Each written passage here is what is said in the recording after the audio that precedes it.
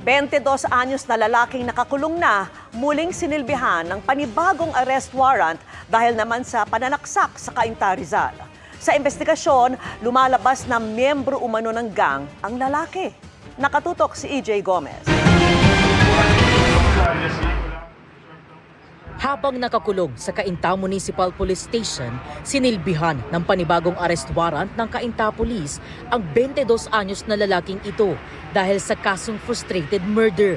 Ayon sa pulisya, taong 2021 nangyari ang krimen sa Barangay Santo Domingo. Nagkapikunan daw sa inuman ang magkaibang grupo ng akusado at biktima na nauwi sa saksakan.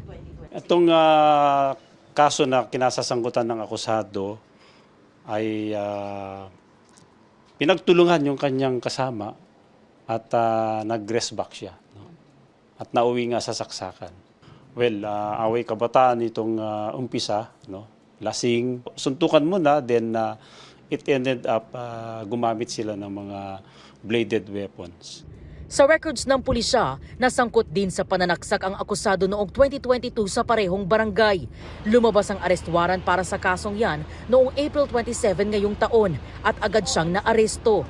Habang nakakulong, lumabas ang panibagong arrest warrant para naman sa kanyang kaso noong 2021. Since nakulong na siya at nung lumabas naman itong pangalawang warrant ay doon na rin na-serve sa police station ng Cainta.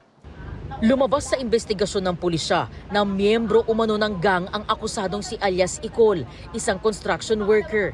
Aminado siya sa pananaksak noong 2021.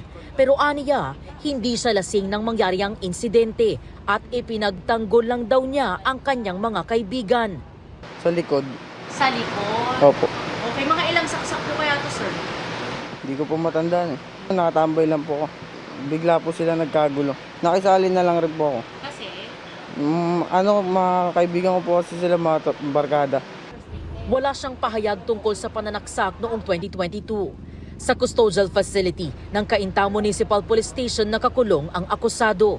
Para sa GMA Integrated News, EJ Gomez, nakatutok, 24 oras.